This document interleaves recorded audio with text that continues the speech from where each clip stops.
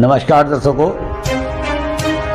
आप देख रहे हैं जी टाइम्स न्यूज टीवी चैनल 1। मैं हूं आर.के. शर्मा। आज के मुख्य समाचार। योगी सरकार का बड़ा तोहफा, इस विभाग में भर्ती प्रक्रिया शुरू करने का ऐलान। लोकसभा चुनाव में यूपी में भाजपा को मिली हार के बाद मुख्यमंत्री योगी आदित्यनाथ की सरकार एक्शन में है। खासकर युवाओं से जुड़े मुद्दे पर सरकार काम कर रही है। प्रदेश के पशुधन और दुग्ध विकास विभाग में रिक्त 1747 पदों पर जल्द भर्ती प्रक्रिया शुरू की जाएगी। इसके अलावा पशुधन विभाग में पशु चिकित्सा सेवा के 424 और पशुधन प्रसार अधिकारी के 1083 पद रिक्त हैं, इन्हें भरा जाएगा। परिषदीय शिक्षकों के तबादले का रास्ता साफ, बेसिक शिक्षा परिषद के सचिव ने जारी किया आदेश। उत्तर प्रदेश के 2000 से अधिक परिषदीय शिक्षकों के अंतर जनपदीय पारस्परिक स्थानांतरण का रास्ता साफ हो गया है। 1 साल तक कानूनी लड़ाई लड़ने के बाद इन शिक्षकों की घर वापसी होगी।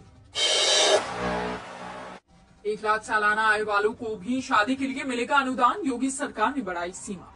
उत्तर प्रदेश की योगी सरकार ने पिछड़े वर्ग कल्याण की शादी अनुदान योजना के तहत आवेदकों की आयु सीमा में बड़ा बदलाव किया है। अब शहरी और ग्रामीण क्षेत्रों में आवेदकों की वार्षिक आय सीमा ₹1 लाख तक बढ़ा दी गई है। सरकार के पिछड़ा वर्ग कल्याण राज्य मंत्री नरेंद्र कश्यप ने ये जानकारी दी। पीएम मोदी काशी से देश भर के किसानों को देंगे अरबों की सौगात। पीएम मोदी तीसरी बार प्रधानमंत्री का पद संभालने के बाद पहली बार 18 जून को अपने संसदीय क्षेत्र काशी आ रहे हैं। इस दौरान यहां बाबा विश्वनाथ और मां गंगा का दर्शन करेंगे। इसके साथ ही किसान सम्मान निधि की 17वीं किश्त जारी करेंगे। यूपी विधानसभा से इस्तीफे शुरू, अखिलेश के बाद अवधेश प्रसाद ने भी रिजाइन किया। सपा के राष्ट्रीय अध्यक्ष अखिलेश यादव ने कन्नौज लोकसभा सीट से चुनाव जीतने के बाद अब करहल विधानसभा से इस्तीफा दे दिया है। अब कन्नौज से वो सांसद बने रहेंगे। इधर अयोध्या जिले की फैजाबाद लोकसभा सीट से चुनाव जीतने के बाद अवधेश प्रसाद ने अपना इस्तीफा विधानसभा अध्यक्ष को सौंप दिया है। मेरठ में शहर काजी ने मांगी शाही ईदगाह के बाहर सड़क पर नमाज की अनुमति। बकरीद के अवसर पर दिल्ली रोड स्थित शाही ईदगाह के बाहर सड़क पर नमाज अदा करने की अनुमति दिए जाने को लेकर शहर काजी जैनुसाजीदीन ने मुख्यमंत्री और मुख्य सचिव को पत्र लिखा है। शहर काजी ने बताया कि अन्य धर्म के लोगों को पर्वों पर सड़कों पर जुलूस निकाला जाता है, उन पर रोक नहीं लगाई जाती। ऐसे में उन्हें भी नमाज अदा करने की छूट दी जाए। यूपी में पहले रिचार्ज कराएं फिर बिजली जलाएं, जुलाई से लगेंगे 4G प्रीपेड स्मार्ट मीटर। बिजली चोरी रोकने, ओवरलोड वाले फीडर और बिजली कटौती की समस्याओं से निपटने के लिए बिजली विभाग ने 4G प्रीपेड स्मार्ट मीटर लगाने की कार्रवाई तेज कर दी है। बरेली में सर्वे पूरा हो गया है और जुलाई से सर्वाधिक लोड वाले फीडरों पर ये मीटर लगाए जाएंगे। सीएम योगी का राज्य कर्मचारियों को तोहफा, रिटायर होने के बाद मिलेगा वेतन वृद्धि का लाभ। चुनाव के बाद राज्य सरकार ने अपने कर्मचारियों को बड़ा तोहफा दिया है। अब रिटायर होने के अगले दिन होने वाली वेतन वृद्धि नियत होने पर ऐसे कर्मियों की पेंशन की गणना एक नेशनल वेतन वृद्धि को जोड़कर की जाएगी। कैबिनेट बैठक में वित्त मंत्रालय के इस प्रस्ताव को मंजूरी दे दी गई। ताजमहल में पहली बार खुलेगा हॉस्पिटल, मिलेगी ये सुविधाएं। ताजमहल का दीदार करने आने वाले सैलानियों की सेहत का स्वास्थ्य विभाग पूरा ख्याल रखेगा। यहाँ पहली बार प्राथमिक स्वास्थ्य केंद्र खोला जा रहा है। एएसआई ने 3 कमरे देने पर सहमति जताई है। इस केंद्र पर आपातकालीन सुविधाओं के साथ ही तमाम जानवरों के काटने पर तत्काल इलाज मिल सकेगा। यूपी सरकार का दावा, देश में सर्वाधिक विद्युत आपूर्ति करने वाले राज्यों में यूपी नंबर 1। यूपी सरकार ने दावा किया है कि यूपी ने भीषण गर्मी में विद्युत की बड़ी मांग को सकुशल पूरा करते हुए एक बार फिर से पूरे देश में सर्वाधिक विद्युत आपूर्ति करने का रिकॉर्ड बनाया है। प्रदेश में जैसे जैसे तापमान बढ़ रहा है, उपभोक्ताओं की जरूरतों के अनुरूप उन्हें बिजली भी प्रदान की जा रही है। कांस्टेबल, उप निरीक्षक, इंस्पेक्टर की विधिवत ट्रेनिंग 30 जून तक। मुख्यमंत्री ने कहा कि भारतीय दंड संहिता लागू करने के लिए दर्जन भर अधिनियम और नियमावली के साथ ही शासन आदेशों में बदलाव करने होंगे। ये काम बिना देरी के किया जाएगा। उन्होंने कहा कि कांस्टेबल, उप निरीक्षक, इंस्पेक्टर, अभियोजक, जेल कर्मचारी आदि की विधिवत ट्रेनिंग 30 जून तक कर ली जाए। बेटियों की शादी के लिए 20,000 रुपए देगी यूपी सरकार।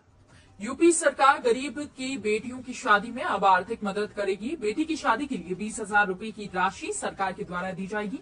इस योजना के बारे में रायबरेली पिछड़ा वर्ग कल्याण अधिकारी ने बताया कि इस योजना के अंतर्गत आने वाले लोग जल्द ही आवेदन कर सकते। अयोध्या की सुरक्षा होगी अवैध, ब्लैक कैट कमांडो होंगे तैनात। अयोध्या का राम मंदिर के चलते देश दुनिया में अपना अलग स्थान है। ऐसे में इसकी सुरक्षा के लिए कई तरह के प्रबंध किए गए हैं। इसी कड़ी में अब अयोध्या में एनएसजी हब बनेगा। आतंकी खतरे और उससे निपटने के लिए केंद्र सरकार ने ये फैसला लिया है। कांग्रेस की बेहतर प्रदर्शन पर अजय राय बोले, यूपी की जनता ने भाजपा के सारे नारों की हवा निकाल दी। कांग्रेस के प्रदेश अध्यक्ष अजय राय ने बुधवार को प्रेस कॉन्फ्रेंस की। इस दौरान उन्होंने भाजपा पर जमकर निशाना साधा। उन्होंने कहा कि देश में यूपी के चुनाव परिणाम की चर्चा हो रही है। यूपी ने मोदी जी के अब की बार 400 पार के नारे की हवा निकाल दी है। आगरा वासियों के लिए खुशखबरी, 26 वर्ष बाद एडीए का होगा सीमा विस्तार। आगरा विकास प्राधिकरण का सीमा विस्तार 26 साल बाद होने जा रहा है। अछनेरा नगर पालिका और किरावली नगर पंचायत के साथ ही सदर तहसील के 77 गांव एडीए के क्षेत्र में जुड़ेंगे। आगरा से फतेहपुर सीकरी मार्ग के दोनों ओर 3-3 किलोमीटर की परिधि में पड़ने वाले नगर पंचायत के गांव भी एडीए के क्षेत्र में जुड़ेंगे। लखीमपुर को बड़ी सौगात, हवाई अड्डा बनने से दुधवा के पर्यटन को मिलेगी उड़ान। प्रदेश सरकार सबसे बड़ी सौगात लखीमपुर के पलिया क्षेत्र की मुंजहा हवाई पट्टी को मिली है। हवाई अड्डे का प्रस्ताव मंजूर कर यहां 655.30 एकड़ जमीन का अधिग्रहण कर 72 सीटर विमान चलाने की योजना है। इसका बजट भी पास हो गया है। यूनिटेक के अटके प्रोजेक्ट पर काम शुरू होने में लगेगा और वक्त। यूनिटेक के अटके पड़े प्रोजेक्टों में अभी काम शुरू होने में 2 से ढाई महीने का वक्त और लग सकता है। बताया जा रहा है कि नक्शा पास होने की प्रक्रिया में बिल्डिंग प्लान पर स्टाम्पिंग होने और इन्वायरमेंटल क्लियरेंस आने में अभी वक्त लगेगा। ऐसे में इन दोनों काम के शुरू होने से पहले यूनिटेक के प्रोजेक्टों पर काम शुरू हो पाना संभव नहीं है। M3M को बड़ी राहत, नोएडा के दोनों प्रोजेक्ट शासन ने किए बहाल। उत्तर प्रदेश की प्रमुख सचिव अनिल कुमार सागर ने M3M कंपनी को फिलहाल बड़ी राहत दी है। नोएडा प्राधिकरण के सीईओ को M3M की प्रॉपर्टी की सील हटाने के निर्देश दिए गए हैं, जिससे पूर्व के निर्णय को प्रभावी रूप से रद्द कर दिया गया है। हवाई जहाज के टिकट की तरह बुक करें अपना मनपसंद फ्लैट। अगर आप भी ग्रेटर नोएडा में रहते हैं तो आपके लिए खुशखबरी है, क्योंकि आप अपना मनपसंद फ्लैट फोन से ही बुक कर सकते हैं। इस महीने Yamuna express way industrial development authority की तरफ से कई नई परियोजनाओं पर मुहर लगाने के बाद अब धरातल पर उतारने की कोशिश शुरू कर दी गई है। चेक बाउंस को लेकर हाईकोर्ट का नया आदेश, ऐसे मामलों में नहीं बनेगा केस। इलाहाबाद हाईकोर्ट ने एक महत्वपूर्ण निर्णय में कहा है कि जिन बैंकों का किसी अन्य बैंक में विलय हो चुका है, उनके चेक का अनादर होने पर एनआई एक्ट की धारा 138 के तहत अपराध गठित नहीं होगा। ऐसे में चेक बाउंस होने पर इसे जारी करने वाले के खिलाफ मुकदमा नहीं चल सकेगा। सपा विधायक मनोज पांडे के नाम पर चिपकाई गई काली पट्टी। लोकसभा चुनाव से पहले भाजपा में शामिल होने वाले सपा विधायक मनोज पांडे के खिलाफ कार्रवाई शुरू हो गई है। विधानसभा में उनके नाम के ऊपर काली पट्टी चिपका दी गई है। वो सपा के मुख्य सचेतक थे। मनोज पांडे ने राज्यसभा चुनाव के दौरान सपा से बगावत कर दी थी और भाजपा उम्मीदवार का समर्थन किया था। अगले सेना प्रमुख होंगे लेफ्टिनेंट जनरल उपेंद्र द्विवेदी।